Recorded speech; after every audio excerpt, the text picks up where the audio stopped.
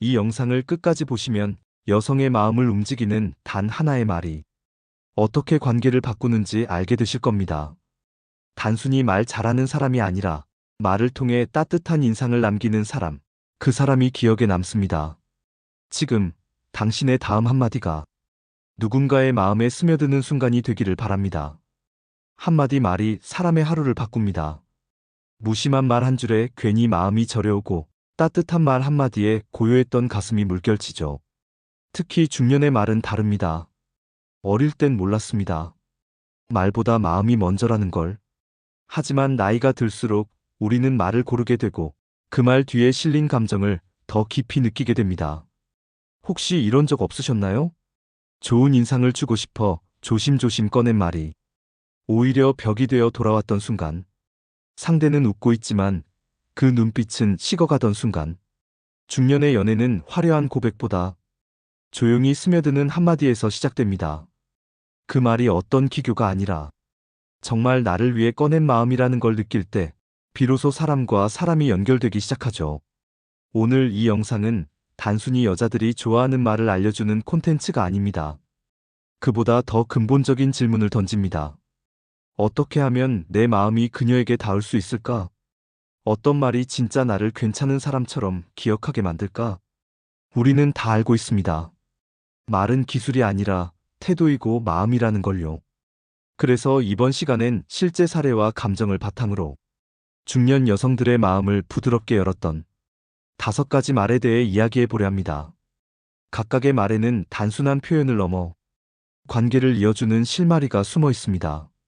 그리고 그 실마리는 때로는 무뚝뚝한 남자의 입에서도 따뜻하게 피어나죠.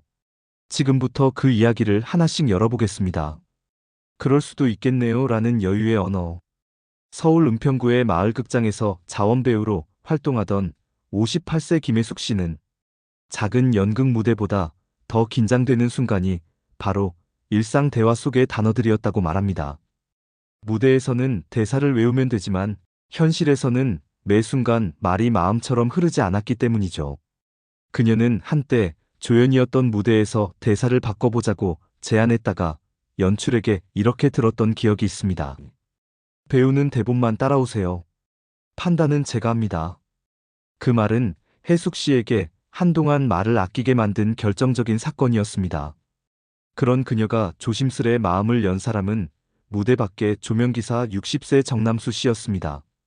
말수가 적은 그는 늘 묵묵히 조명을 맞추던 사람이었지만 어느 날 혜숙 씨가 조명 위치에 대해 의견을 조심스레 말하자 그는 고개를 끄덕이며 이렇게 말했습니다. 그럴 수도 있겠네요. 전 그렇게는 생각 못했어요. 딱딱한 반박 대신 건넨 그 말 한 줄은 혜숙 씨의 마음에 조용히 물들었습니다. 그는 혜숙 씨의 의견을 고치려 하지 않았고 대신 그녀가 그렇게 생각할 수 있다는 가능성을 인정해 주었습니다. 며칠 뒤 무대 리허설 중 조명이 잘못 세팅되어 있던 날 연출이 다그치는 상황에서도 정남수 씨는 담담하게 말했답니다. 제가 연출님의 의도를 잘못 읽었나 봅니다. 그럴 수도 있죠. 다시 맞춰볼게요. 그 장면을 지켜보던 혜숙 씨는 속으로 이렇게 생각했습니다.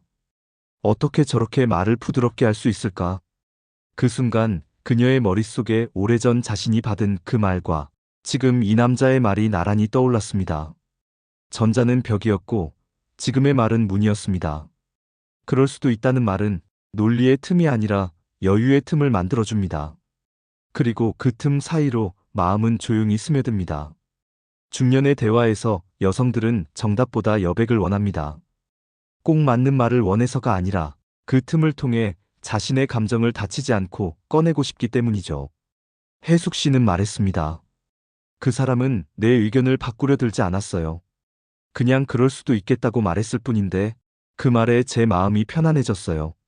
나를 판단하지 않는 사람이라는 느낌이 들었죠. 그리고 그런 감정을 부드럽게 감싸는 말, 그게 바로 그럴 수도 있겠네요입니다. 이 말은 맞고 틀림의 선을 나누는 게 아니라 내 생각과 당신의 생각이 함께 머물 수 있는 공간을 만들어줍니다. 여자는 때때로 자신이 틀렸다는 말을 들을 때보다 내 생각은 너와 다르다는 말을 더 외롭게 느낍니다. 그래서 그럴 수도 있겠네요. 라는 한마디는 감정을 깎지 않고 오히려 다독이는 말이 되는 거죠. 2부 서두르지 않아도 괜찮아요라는 느긋함 700만 1200. 경남 통영, 바닷가 작은 골목에 자리한 우편의 서재. 한때 우체국이었던 공간이 지금은 조용한 엽서 쓰기 모임의 장소가 되었습니다. 매주 토요일 오후, 이곳에선 한 장의 엽서를 쓰고 한 주를 기다리는 사람들이 모입니다.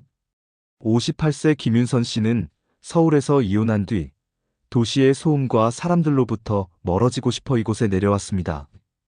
그녀는 조용한 바다 마을의 공기 속에서 다시 살아가는 방법을 배우고 있었지만 사람들과의 거리는 좀처럼 좁혀지지 않았습니다. 그녀는 이 모임에서 정태진 씨를 만났습니다. 63세의 그는 전직 우체국 직원이었고 그 누구보다 기다림이라는 단어에 익숙한 사람이었습니다. 말은 많지 않았지만 늘 상대방의 문장에 먼저 반응해주던 사람이었죠. 처음 윤선 씨는 아무 말도 쓰지 못한 엽서를 한참 들여다만 보았습니다. 그날따라 종이 위에 아무 말도 떠오르지 않았고 손끝이 떨렸습니다. 그때 정태진 씨가 말했습니다. 그날 바로 쓰지 않으셔도 돼요. 생각이 다 모이지 않을 수도 있잖아요.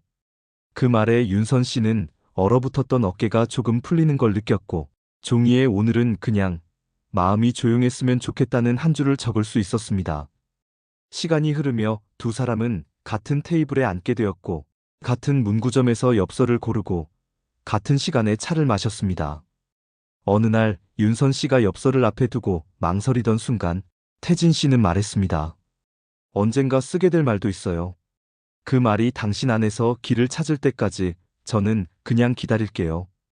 그 말은 마치 누군가 내 안의 불안을 사랑스럽게 들여다본 것 같았습니다. 빠르지 않아도 답이 없어도 괜찮다는 그 말이 윤선 씨의 가슴에 부드럽게 닿았죠. 그날 이후 그녀는 매주 그곳으로 나가는 마음이 설레기 시작했습니다. 혹시라도 그가 먼저 도착해 있을까, 혹시 오늘은 어떤 문장을 꺼내줄까 기대하며 말이죠. 윤선 씨는 그가 늘 같은 자리, 같은 자세로 앉아 있다는 사실이 그 자체로 안정감이 된다고 말했습니다. 어떤 날은 둘 사이에 말이 오가지 않아도 좋았습니다. 말이 없어도 채워지는 감정이 있다는 걸 그와 함께하며 처음 알게 된 거죠. 어느 늦가을, 그녀는 실수로 자신이 쓴 엽서를 잃어버린 적이 있습니다. 한참을 찾다 포기한 그날, 그녀는 괜히 마음이 허전했고 다시 적으려니 이상하게 단어가 떠오르지 않았습니다. 그때 태진 씨가 조용히 여분의 엽서를 꺼내며 말했습니다. 기억보다 중요한 건 지금 쓰는 마음이에요. 잃어버린 글은 어쩌면 당신 안에 더 깊이 남아있을지도 몰라요. 그 말을 듣고 윤선 씨는 눈을 감고 한 줄을 썼습니다. 기다려주는 사람이 있다는 건 마음이 살아있다는 뜻이다. 비가 오는 토요일, 윤선 씨는 잠시 망설였습니다. 하지만 가게 앞에서 우산을 들고 서 있던 태진 씨를 본 순간 그녀는 미소를 지을 수밖에 없었습니다. 혹시 오실까 싶어서요. 아니어도 괜찮고요. 이 말은 단순한 다정함이 아니었습니다. 그녀가 도착하지 않아도 기다릴 수 있는 사람, 그 여백 속에서도 묵묵히 머무는 사람. 중년의 사랑은 속도가 아니라 묵음과 기다림, 말없는 배려로 빚어집니다. 그리고 그 느린 속도 속에서 피어나는 문장은 단 한마디. 서두르지 않아도 괜찮아요. 문득 생각났어요 라는 존재의 불씨. 울산 남구에서 카페를 운영하는 49세 정희영 씨는 오후 3시가 되면 꼭 커피를 내려놓고 창가 자리에 앉아 바깥을 바라보는 습관이 있었습니다. 사람들이 오가는 길목은 한산했고 라디오에서는 늘 익숙한 멜로디가 흘러나왔습니다. 이 시간은요, 손님도 없고 조금은 내가 잊혀진 느낌이 들어요. 이영 씨는 가끔 그런 말을 혼잣말처럼 중얼거렸습니다. 카페라는 공간은 언제나 누군가의 이야기로 가득하지만 정작 그녀의 이야기를 묻는 사람은 드물었죠. 그래서 그녀는 이 공간을 좋아하면서도 어딘가 모르게 외로움을 품고 있었습니다. 그런 그녀의 카페에 비가 내리던 어느 날 그가 들어왔습니다. 평소와 다름없이 검은 우산을 접고 창가 쪽 자리에 앉은 그 손님. 몇 번이고 왔던 손님이지만 그날따라 이영 씨는 그를 유독 낯설게 느꼈습니다. 그는 잠시 말이 없었고 손을 테이블 위에 올린 채 창밖을 바라보다가 조용히 이영 씨를 향해 고개를 돌리며 말했습니다. 오늘 이상하게 사장님 생각이 자꾸 났어요. 그래서 그냥 커피 한 잔 마시러 왔어요. 그 말은 마치 문을 열고 들어온 향기처럼 느닷없고 동시에 따뜻했습니다. 이영 씨는 그 순간 자신이 누군가의 마음속에서 문득 떠오를 수 있는 사람이라는 걸 처음으로 실감했습니다. 그 말 속에는 계산도 기대도 없었습니다. 그냥 문득 떠올랐다는 그 표현 하나에 그녀의 마음은 조용히 흔들렸습니다. 그날 밤 이영 씨는 처음으로 카운터 아래 서랍에 있던 오래된 엽지를 꺼내 글을 적어보았습니다. 문득 생각해주는 사람이 있다는 건 하루의 무게를 덜어주는 일이다. 그는 매번 같은 자리에 앉았고 이영 씨는 어느 순간부터 그 자리를 눈으로 먼저 확인하게 되었습니다. 그날 이후 커피를 내릴 때 손끝이 부드러워졌고 손님을 맞을 때 눈빛이 조금 더 밝아졌습니다. 말이라는 게 참 묘합니다. 길게 이어지지 않아도 한 문장이 사람의 하루를 바꾸기도 하니까요. 어느 날 그가 나오지 않던 날이 있었습니다. 이영 씨는 괜히 커피를 2잔 내려놓았다가 하나는 다시 버려야 했죠. 그 다음 날 그는 다시 왔습니다. 어제는 비가 너무 와서 죄송해요. 괜히 어제도 문득 생각났었는데. 그녀는 그 말을 듣고 웃으며 말했습니다. 커피는 어제도 준비돼 있었어요.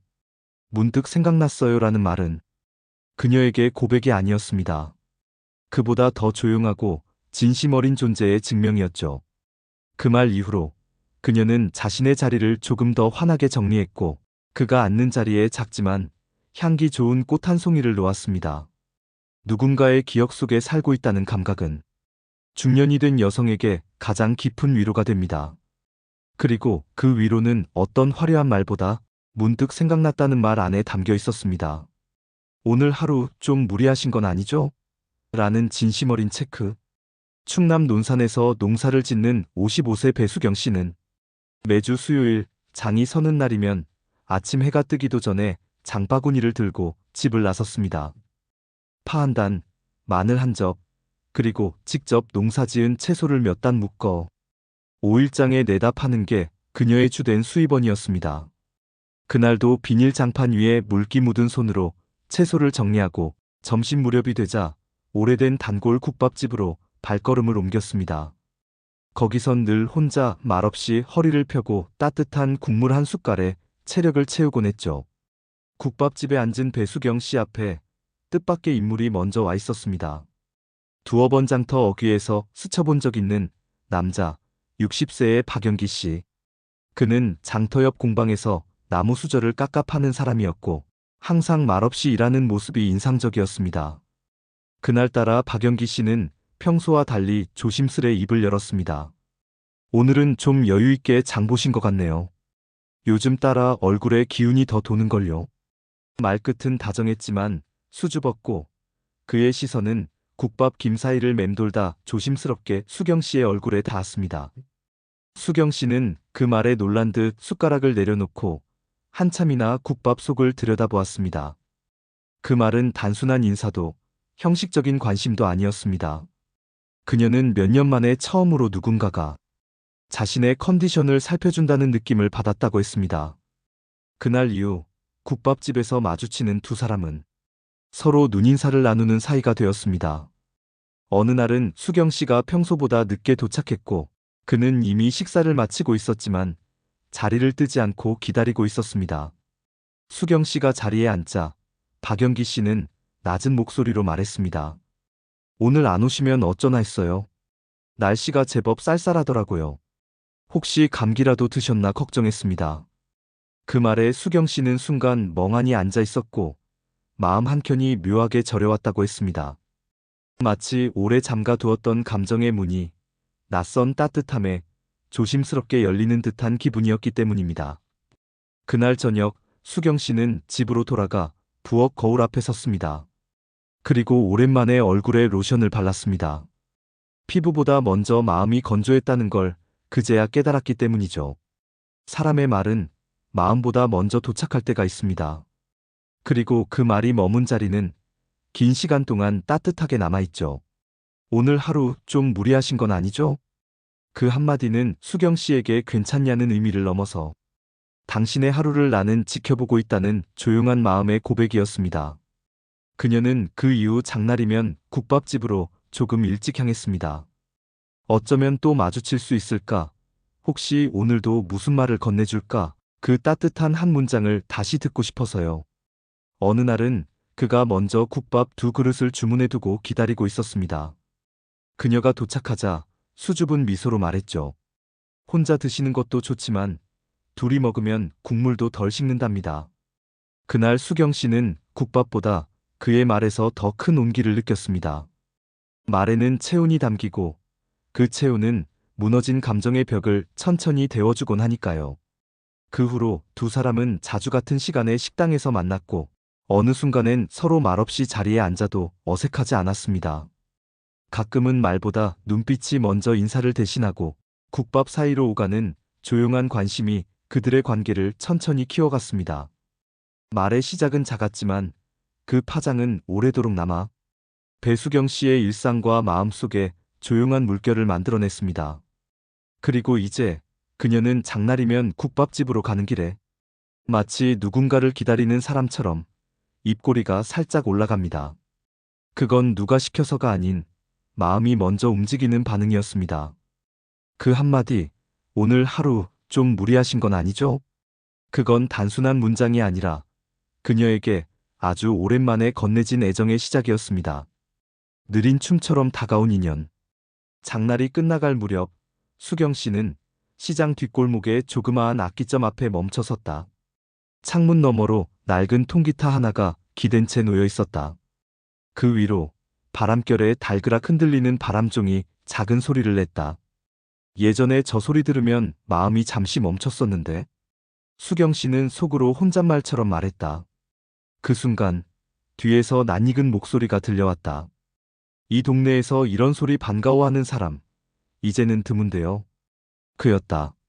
공방 주인, 아니 이제는 이름도 안다. 준호 씨. 오늘은 흙 묻은 앞치마 대신 얇은 재킷을 입고 있었다. 수경 씨는 고개를 살짝 끄덕였다. 이런 소리, 마음을 건드리잖아요. 사는 게 무거울 때는 더 그렇고요. 그는 무언가를 꺼내듯 조심스럽게 웃으며 말했다. 그럼 잠깐 들어가 보실래요? 예전엔 기타 좀 쳤거든요. 악기점 문은 낡았지만 부드럽게 열렸다. 두 사람은 그 안으로 조용히 들어섰다.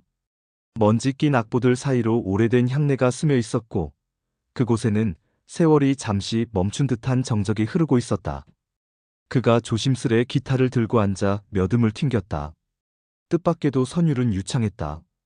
수경 씨는 마주 앉아 조용히 그의 손끝을 바라보다가 이윽고 눈을 감았다. 그 노래 기억나요? 고등학교 때 학교 방송에서 한 번 들은 것 같아요. 그는 멈칫하며 웃었다. 정말요? 그럼 오늘도 그 노래가 잘 닿았나 보네요. 악기점의 유리창 너머로 해가 기울고 가게 안엔 서서히 어둠이 깃들었다. 특별한 말은 없었지만 그들이 함께 나눈 정적은 오히려 수많은 말을 품고 있었다. 밖으로 나오며 그가 말했다.